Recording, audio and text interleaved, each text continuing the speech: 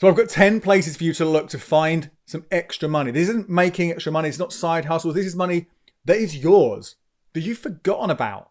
Okay, this is money that you have earned in different places or spent in different places, had it refunded, whatever it might be, sitting there unused. And when it's sitting there unused, it's at risk. You might not be able to ever use it if you don't use it in time, or it's not working as hard as it possibly could be. It's not earning the interest that it could be over in the best paying savings accounts. So start off with number one. And I think this is probably the most likely place you're going to find a bit of this lost cash, this forgotten cash. This is via a cashback site account. Now, Quidco and Top Cashback are the main ones here. There are others, airtime rewards, for example. And these are great ways for you to make a little bit of money. But when you make the money from these sites, it doesn't come through to your account straight away. Not even the next day, not even the next week. Most of the time, you're looking at a couple of months before that money enters your account. If you're lucky, it can be months and months and months, 6 months, 12 months, maybe even more than a year before you finally get that payment, that money that you've earned through that purchase. So log into your accounts, see if any money has finally come through from things you bought last year, early this year, even maybe before that, and transfer that money out straight away. Don't leave it sitting there. Again, I said, everything you have sitting in a non-protected account is at risk. Transfer it out.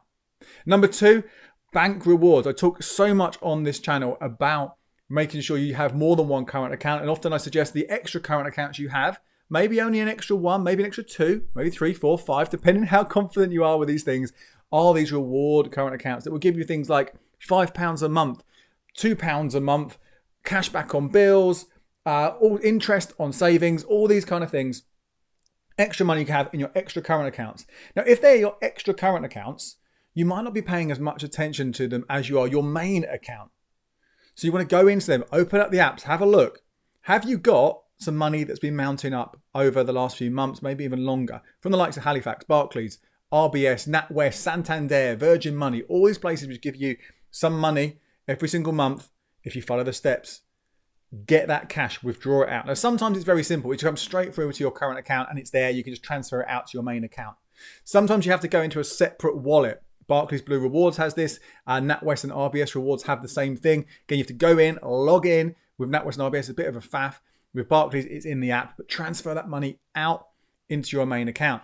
Virgin Money, I mentioned that just now. This has been a great account, one of my top picks for you guys because you earn 2.02% on the first grand you have saved in that account. The problem is when that interest is paid on top of that grand every single month, it doesn't earn any interest itself. So if you've got that money sitting there as a savings account, you aren't getting compound interest on the interest. So I go in every single month, I skim off that money and I move it across and I put it into a separate account where it can earn interest itself.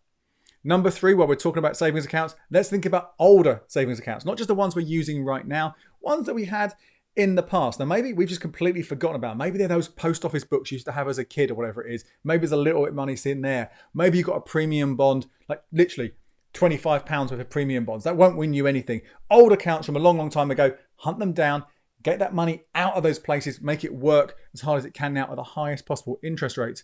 Or maybe you've done that. Maybe you have moved money out of an account which wasn't paying very much, put it into a new account. But after you made that withdrawal, maybe interest was paid. Sometimes interest is paid monthly or quarterly, sometimes annually. You may well have a little bit of interest sitting in an old account. Have a look, collate that stuff together and put it into a new account, or if you need to, spend it. And another one, number four, is also a savings place, the Autosavings app. I've got a whole video talking about the best ones. Have a look at that if you don't already use them. But if you are using them, open them up and see how much money that you've built up from auto savings with the likes of Chip and Plum, or roundups from the likes of Moneybox, or even an extra account you might have had, the If This Then That with Monzo. You may well have accumulated little bits of money here or there. Those little bits will add up, particularly if you've been doing it for a long time, sitting in a place where you can't necessarily spend it or you're not getting the best interest rate. So get that money, move it across. Now let's go on to, for number five, onto online shops, online accounts. A lot of these places, when you're spending money, you pay the money with your card, that's fine. But if you ever get a refund sometimes or some sort of promotion with credit, that might be applied directly to the online account rather than back to your card. So John Lewis is a good example here, Sainsbury's as well. If you pay with a gift card on those sites, and from the rest of it, you put in, maybe put into the account. So I did a Sainsbury's shop last year. The amount I was going to spend on it, not everything turned up. So it was a lower amount. that amount that didn't actually get paid in the end, that's now sitting in my Sainsbury's account. 20 quid I think I've got to use. So I need to do a Sainsbury's online shop to make sure I don't lose out on that money. Or you might have got credit. There was a beer shop called Honest Brew recently. That went under. I had some credit on there, which I got through referral credit. But again, didn't use it. So go and make sure if you've got this stuff, you use it. Don't have it sitting there. Because again, you're at risk if the company does go bust that you lose that money. Number 6 is very similar to this. It's gift cards. These are generally, I think, a bad thing for us to give as gifts and receive as gifts. Loads of problems with them. Often, we just forget about them, right? They get lost at the back of the drawer, back of the cupboard, don't get spent. They often have expiry dates. If you don't use them within a year or 2 years, they are valid. The money is wiped off completely. But the other risk is, again, if the store goes bust, you can't spend them. So don't have them sitting there. Use them if you've got any. If you do buy them like I do from time to time on special offers at discounts, 5% off, maybe 20% off if you're lucky. These kind of deals, again, make sure you're going to use them very, very soon after getting them. Because let's say you've got 100 quid, 200 quid, maybe more than that of these gift vouchers stacked up. If they expire or the store goes bust, that is money you have lost.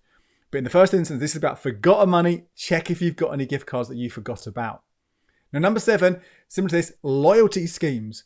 This could be anything from Nectar and Clubcard, where those points get accumulated every time you shop, through to other places where maybe you've got a free coffee because you've got 5 stamps on there, whatever it is.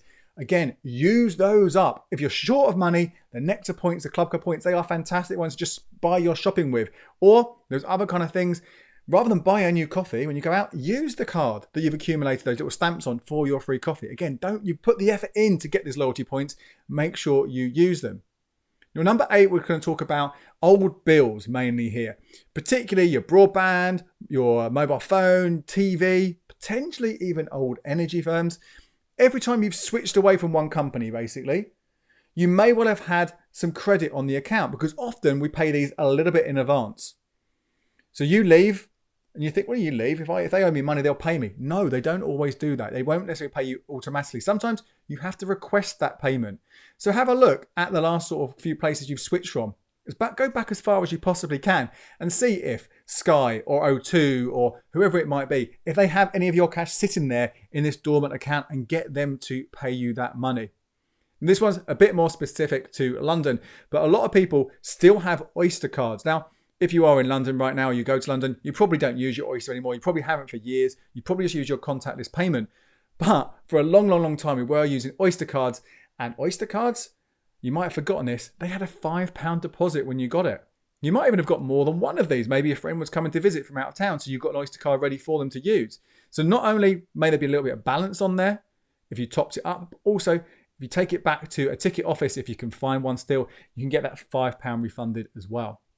And number 10, the last one here, prepaid cards. Again, we don't necessarily use these very often now. Particularly used to be about going overseas for spending when you're on holiday, the replacement of traveller's checks. But there are so many good debit and credit cards right now which are fee-free that rarely I think people want prepaid cards. But you may well have one sitting around with €10, $30, whatever it might be, sitting on that card.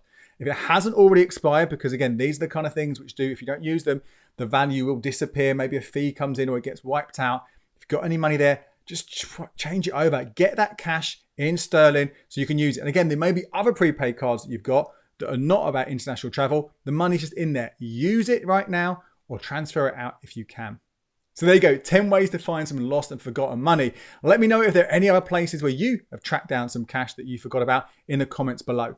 My name is Andy Webb. Thank you so much for watching. Check out these videos here for more ways to help you with your finances.